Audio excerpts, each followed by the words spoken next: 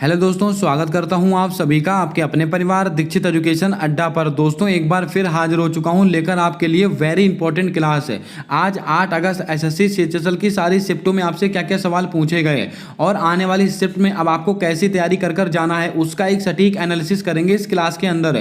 पूरी क्लास को आप नोट करके रखिएगा, आपकी आने वाली सारी शिफ्टों के लिए मोस्ट इंपॉर्टेंट क्लास साबित होगी। हमारा पहला सवाल पूछा गया है कि किस खेल को ब्रिटिश एम्पायर गेम के नाम से जाना जाता है। दोस्तों आपको इसका आंसर याद रखना है, कॉमनवेल्थ गेम को जाना जाता है। तो आपके ऑप्शन में कॉमनवेल्थ गेम देके रखा था, वही आपका राइट आंसर हो जाएगा। अब दोस्तों अगर हम कॉमनवेल्थ गेम की बात करें तो आपको याद होगा ये दोस्तों कौन से क्रम के थे, ये 22वें क्रम के थे कॉमनवेल्थ गेम। और इसका आयोजन दोस्तों कहाँ हुआ था? बर्मिंघम इंग्लैंड में दोस्तों इसका आयोजन हुआ था। और दोस्तों अगले वाले कॉमनवेल्थ गेम कहाँ पर होंगे? ऑस्ट्रेलिया में। कहाँ पर होंगे? ऑस्ट्रेलिया के अंदर होने वाले हैं अगले कॉमनवेल्थ गेम। अगर आपसे परीक्षा में पूछ लिया जाता है कि कॉमनवेल्थ गेम में भारत का कौन सा स्थान आता, चौथा स्थान आता अपने भारत देश का। और भारत ने कुल कितने पदक जीते थे? 61 पदक जीते थे और जिसमें से 22 गोल्ड मेडल जीते थे। ये सब बातें आपको मैं कई बार नोट करा चुका हूं। आइए चलते हैं नेक्स्ट क्वेश्चन की ओर। हमारा एक नेक्स्ट क्वेश्चन हमसे पूछा गया था कि कॉमनवेल्थ गेम 2022 में 57 किलोग्राम कैटेगरी में रजत पदक किसने जीता। ये सवाल दोस्तों आज की शिफ्ट में पूछा गया है, यानी कि कॉमनवेल्थ गेम से 2 सवाल आपसे पूछे गए हैं। दोस्तों कॉमनवेल्थ गेम में 2022 में 57 किलोग्राम कैटेगरी में रजत पदक किसने जीता था? रवि कुमार दहिया। तो आपके ऑप्शन में रवि कुमार दहिया देकर रखा था, यही आपका राइट आंसर हो जाएगा। इसको आप ध्यान में रखेंगे, अच्छा सवाल है, आपकी परीक्षा में फिर से रिपीट हो सकता है सवाल। अब दोस्तों आपको याद होगा कॉमनवेल्थ गेम 2022 है, इसमें सर्वाधिक पदक जीतने वाले खिलाड़ी का क्या नाम था? शरद कमल अंचता। शरद कमल अंचता, शरद कमल अंचता। ये दोस्तों कॉमनवेल्थ गेम में सर्वाधिक पदक जीतने वाले खिलाड़ी थे। आई थिंक इन्होंने 3 या 4 गोल्ड मेडल जीते थे, इसको आप नोट कर लेंगे। अब दोस्तों अगर आपसे पूछ लिया था ये कौन से खिलाड़ी हैं? टेबल टेनिस के खिलाड़ी हैं। ये नाम हमारे लिए क्यों महत्वपूर्ण है? क्योंकि दोस्तों 2022 के अंदर इनको मेजर ध्यानचंद खेल रत्न पुरस्कार दिया गया, यानी कि खेल जगत का सर्वोच्च सम्मान दिया गया है, इसीलिए ये नाम हमारे लिए बहुत ही महत्वपूर्ण है। इसको आप नोट करके रखिएगा। आइए चलते हैं नेक्स्ट क्वेश्चन की ओर। हमारा एक अगला क्वेश्चन हमसे पूछा गया है कि पोंगल किस राज्य का एक प्रमुख त्योहार है। तो मुझे नहीं लगता है इसका आंसर किसी भी बच्चे ने गलत किया होगा। पोंगल दोस्तों कहां पर मनाते हैं? तमिलनाडु में मनाते हैं। अब दोस्तों तमिलनाडु की बात आई है तो आपको याद होगा थाई पुसम त्योहार। कौन सा दोस्तों? थाई पुसम। थाई पुसम, थाई पुसम फेस्टिवल दोस्तों कहां पर मनाते हैं? ये भी तमिलनाडु में सेलिब्रेट करते हैं। जल्लीकट्टू, कौन सा दोस्तों? जल्लीकट्टू। जल्लीकट्टू का संबंध कहां से? ये भी तमिलनाडु से है। अब दोस्तों आपको याद होगा कंबाला। कंबाला ये दोस्तों बैलों की दौड़ होती है, इसको आप थोड़ा याद रखेंगे। ये दोस्तों कहां के संबंधित है? ये कर्नाटक से संबंधित है। कंबाला कर्नाटक। ये सवाल भी आपको याद रखना है, अच्छा सवाल है, आपकी परीक्षा में सवाल बन सकता है। अब दोस्तों तमिलनाडु की बात आई है तो आपको दोस्तों एक बात और याद रखनी है, अट्टूकल पोंगल। कौन सा दोस्तों? अट्टूकल। अगर आपके क्वेश्चन में अट्टूकल पोंगल लिख कर आए तो आपको आंसर केरल लगाना है। अगर केवल पोंगल लिख के आए तो आपको आंसर तमिलनाडु लगाना है। ये बातें आपको याद रखनी है, अच्छे सवाल हैं। चलिए बढ़ते हैं नेक्स्ट क्वेश्चन की ओर। हमारा एक क्वेश्चन पूछा गया था कि इब्न बतूता किस देश के निवासी थे? मोरक्को के। दोस्तों आपके ऑप्शन में मोरक्को दे के रखा था, तो यही आपका राइट आंसर हो जाएगा, इसको आप ध्यान में रखें। अब दोस्तों इनकी एक पुस्तक है रहेला। रहेला पुस्तक किसकी है? इब्न बतूता की पुस्तक है। ये बात भी आपको ध्यान में रखनी है। दोस्तों अबुल फजल, अबुल फजल, अबुल फजल इनकी एक पुस्तक का नाम है दोस्तों अकबरनामा। अकबरनामा ये किसकी पुस्तक है? ये दोस्तों अबुल फजल की पुस्तक है। ये बात भी आपको ध्यान में रखनी है, अच्छे सवाल हैं। एक सवाल दोस्तों है सी यू की। सी यू की यह किसकी पुस्तक है? ह्वेनसांग। ह्वेनसांग ये बात भी आपको ध्यान में रखनी है। अब आप कमेंट करके बताएं ह्वेनसांग किसके शासनकाल में आया था? इसका जवाब आपको कमेंट कर देना है। चलिए बढ़ते हैं नेक्स्ट क्वेश्चन की ओर।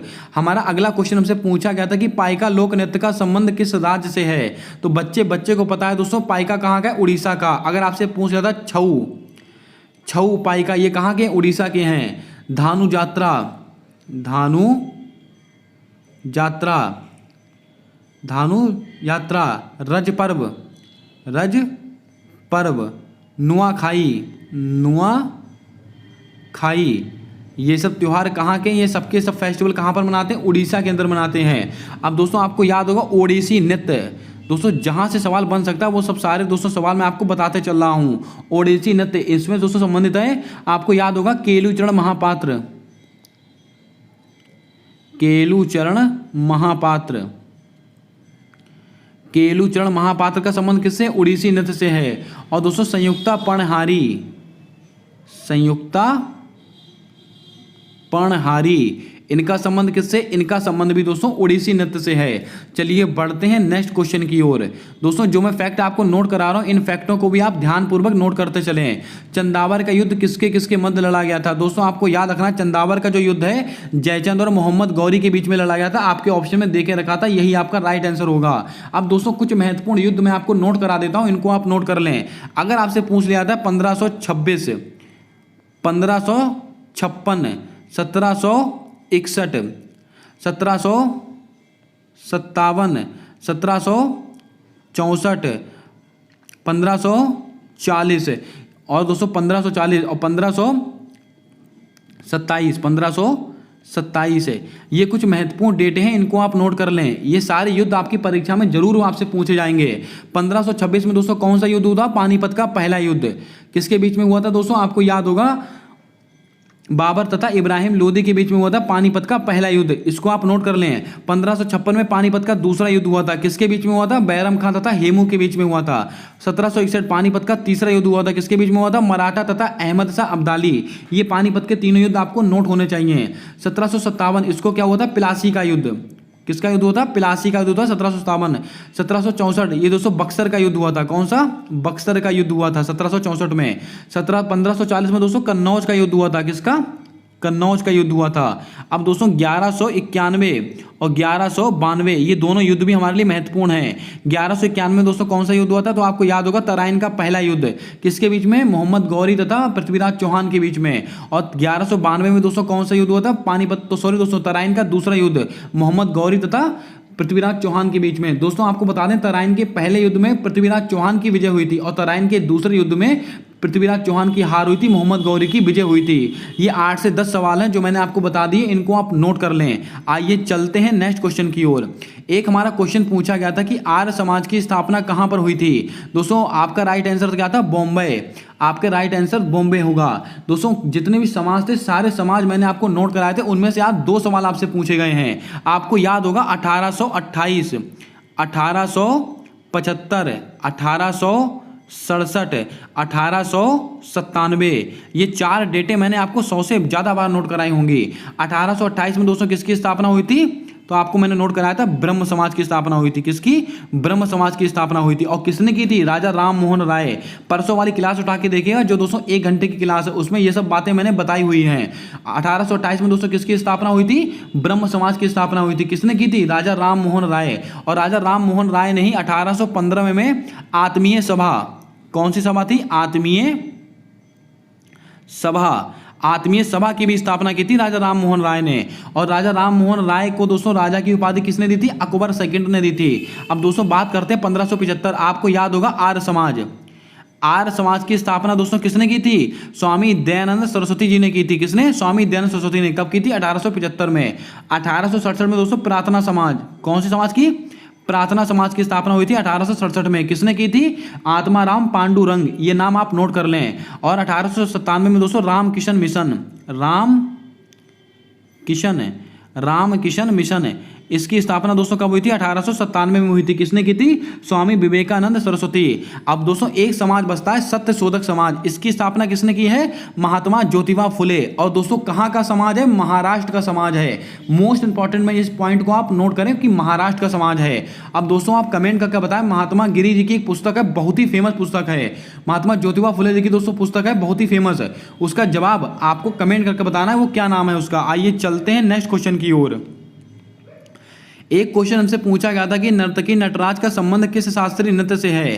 तो आपके ऑप्शन में भरतनाट्यम देके रखा था, तो इसको आप नोट कर लें। अच्छा सवाल है। अगर दोस्तों आपने जो पहले वाली क्लासेस अटेंड की होंगी, तो मुझे नहीं लगता है कि आप 15 से 16 क्वेश्चन आसानी से नहीं बना पा रहे होंगे। आसानी से आप 15 से 16 क्वेश्चन बना सकते हैं अगर आपने दोस्तों लगातार कंटिन्यूस क्लासेस अटेंड की हैं और दोस्तों एनालिसिस को सही से समझा है। क्योंकि दोस्तों आपके जो फैक्ट हैं, जो मैं आपको बता रहा हूँ, जो मैंने आपको इन्फॉर्मेशन दी है, ठीक सटीक वहीं से क्वेश्चन उठाए जा रहे हैं यहाँ आपका। आइए चलते हैं नेक्स्ट क्वेश्चन की ओर। अगर दोस्तों आप क्लास पर पहली बार आए हो तो क्लास को लाइक जरूर कर दें, चैनल पर नए हो तो चैनल को सब्सक्राइब कर बेल वाला आइकन ध्यान से दबा लें ताकि आने वाली सारी क्लासेस के अपडेट्स आप तक आसानी से पहुंचते रहें। अगला क्वेश्चन हमसे पूछा गया था कि प्रधानमंत्री रोजगार प्रोत्साहन योजना की शुरुआत कब की गई थी, तो आपके ऑप्शन में 2016 देके रखा था, यही आपका राइट आंसर होगा। आपको याद होगा जीएसटी पूरे भारत में कब लागू हुई थी? 1 जुलाई 2017 को जीएसटी पूरे भारत में लागू हुई थी। और जीएसटी कैसा कर है? अप्रत्यक्ष कर है, goods and service tax.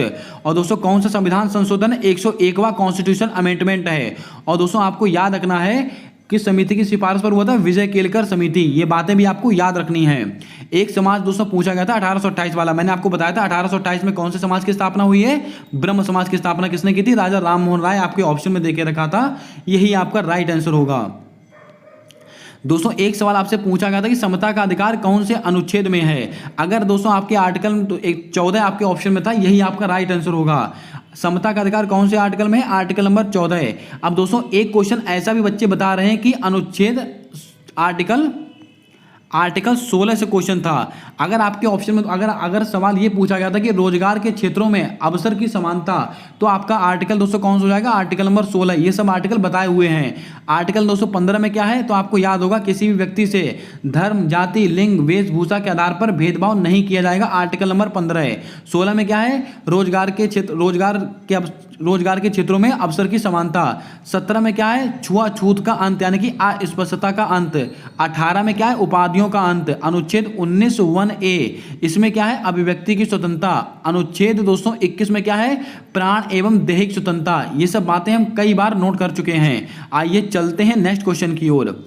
Modhera festival किस राज्य में मनाया जाता है? दोस्तों मोढेरा जो फेस्टिवल है वो किस राज्य में मनाया जाता है? आपको ऑप्शन में गुजरात देके रखा था, यही आपका राइट आंसर होगा। और कल वाली क्लास में मैंने दोस्तों आपको बताया था भारत का पहला सौर ऊर्जा संचालित गांव कौन सा बन चुका है? मोढेरा। अब आप देख सकते हैं सीधा क्वेश्चन आपकी परीक्षा में हूबहू छपा है। आइए चलते हैं नेक्स्ट क्वेश्चन की ओर। हमारा नेक्स्ट क्वेश्चन हमसे पूछा गया कि वर्ष 2026 में शीतकालीन ओलंपिक का आयोजन कहां होगा? तो आपके ऑप्शन में दोस्तों मिलान कोर्टिना देके रखा था, यही आपका राइट आंसर होगा। इसको आप ध्यान में रखें। अगर हम बात करें ग्रीष्मकालीन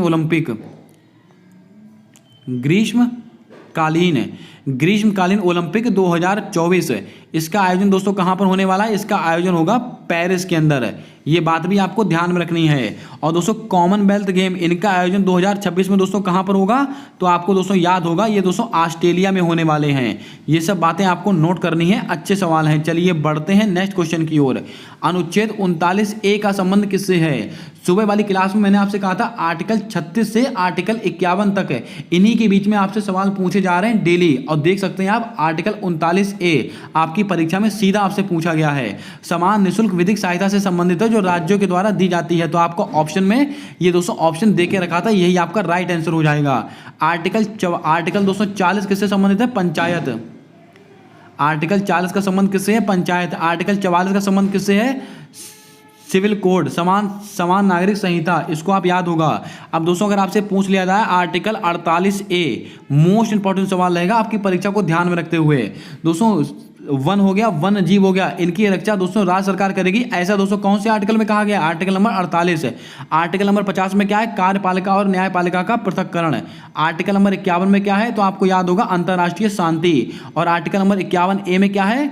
मौलिक कर्तव्य। और दोस्तों आर्टिकल नंबर 47 में दोस्तों क्या दिया हुआ है? पोषण संबंधी अधिकार दिए हुए हैं आर्टिकल नंबर 47 के अंदर। आइए चलते हैं नेक्स्ट क्वेश्चन की ओर।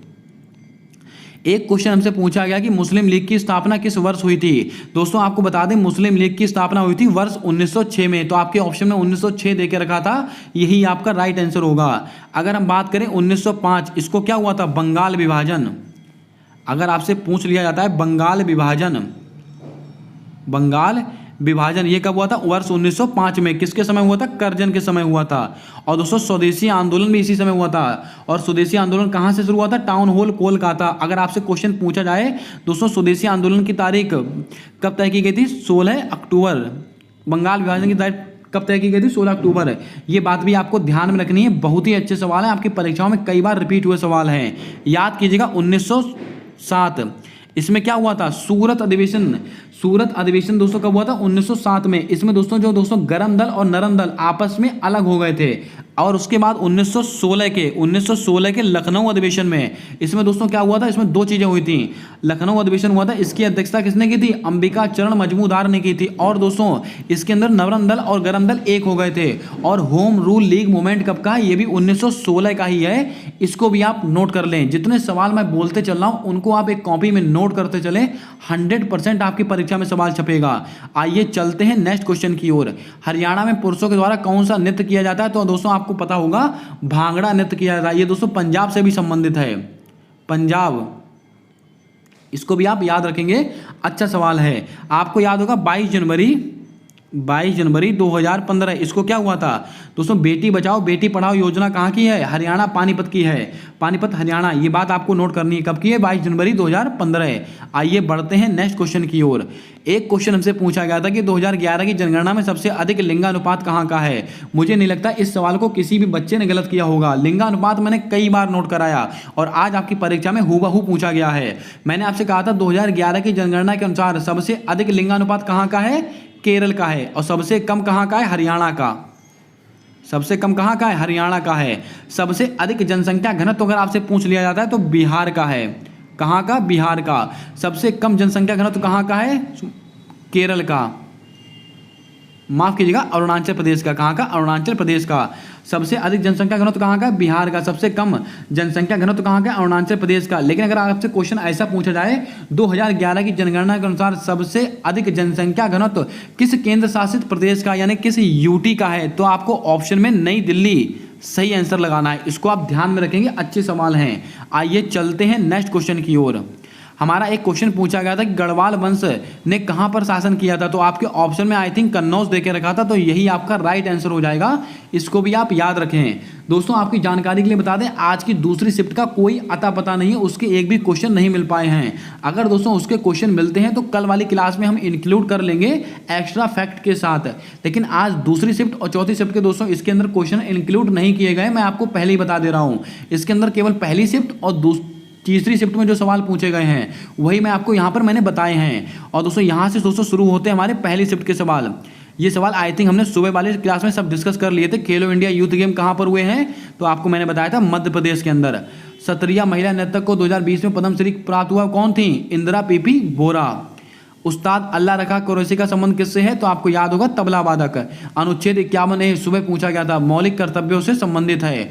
वर्ष 2016 में वेट लिफ्टिंग में दोस्तों ये सवाल नहीं पूछा गया था, वर्ष 2016 वाला। ये दोस्तों सवाल ऐसा ही पूछा गया था कि वर्ष 2022 में 57 किलोग्राम की कैटेगरी में किसने दोस्तों रजत पदक जीता। ये सवाल सुबह वाली शिफ्ट में पूछा गया था। ये दोस्तों सवाल रॉन्ग है, ये सवाल नहीं पूछा गया था। इसका राइट आंसर रवि दहिया है। ये बात आप याद रखें। आइए चलते हैं अगले क्वेश्चन की ओर। और एक क्वेश्चन ऐसा पूछा गया था कि लाहौर नृत्य का संबंध भारत के किस राज्य से है, तो मैंने आपको बताया था ये मेघालय से संबंधित है। ये कुछ सवाल थे जो आज की सारी शिफ्टों में आपसे पूछे गए, जो ऑथेंटिक रूप से हमको मिल पाए हैं। कैसा लगा आज का एनालिसिस कमेंट कर जरूर बताइएगा। अगर क्लास पसंद आई है, अगर क्लास आपके लिए हेल्पफुल है तो दोस्तों क्लास को लाइक कर दें। चैनल पर नए हो तो चैनल को सब्सक्राइब कर बेल वाला आइकन ध्यान से दबा लें, ताकि आने वाली क्लासेस के अपडेट्स आप तक आसानी से पहुंचते रहें। अगर आपको इसका PDF चाहिए है तो आप हमारे टेलीग्राम चैनल को ज्वाइन कर सकते हैं। उसका लिंक मैंने कम्युनिटी पोस्ट में पोस्ट करके रखा हुआ है, वहाँ पर जाइएगा और ज्वाइन कर लीजिएगा। डेली जो भी दोस्तों क्वेश्चन हमको मिलते हैं उसकी PDF मैं वहाँ पर अपलोड कर देता हूँ। और दोस्तों बहुत ही महत्वपूर्ण जानकारी मैं आपको देना चाहता हूँ कि 10 अगस्त के बाद से, यानी कि दोस्तों 2 से 3 दिन के बाद में मैं एक ऐसी सीरीज शुरू करने वाला हूँ, ऐसी ब्रह्मास्त्र सीरीज शुरू करने वाला हूँ जो आपके सारे SSC के एग्जाम, चाहे आप SSC CGL Tier 2, SSC CHSL Tier 2, SSC MTS, आप यूपी पुलिस, दिल्ली पुलिस, कोई सा भी एक दिवसीय एग्जाम देने वाले हों, सारे एग्जाम को दोस्तों ध्यान में रखकर वो सीरीज बनाई जाएगी। 20 से 25 क्वेश्चन रखने वाला हूँ, science, history, polity, geography, biology, हर दोस्तों एरिया आपका उसके अंदर कवर होने वाला है। आपको कमेंट करके बताना है कि ये सीरीज़ दोस्तों शुरू होनी चाहिए कि नहीं। काफ़ी बच्चों ने दोस्तों रिएक्ट किया है कि हाँ ये सीरीज़ शुरू होनी चाहिए। तो 10 अगस्त के बाद ये सीरीज़ मैं शुरू होने वाला हूँ। आप सब अपना सपोर्ट, अपना प्रेम उस सीरीज़ को जरूर दीजिएगा। मिलते हैं आने वाली अगली क्लास के अंदर, तब तक के लिए जय हिंद, जय भारत। दोस्तों अपना सपोर्ट, अपना प्रेम हमारे यूट्यूब चैनल के साथ हमेशा यूं ही बनाकर रखिएगा।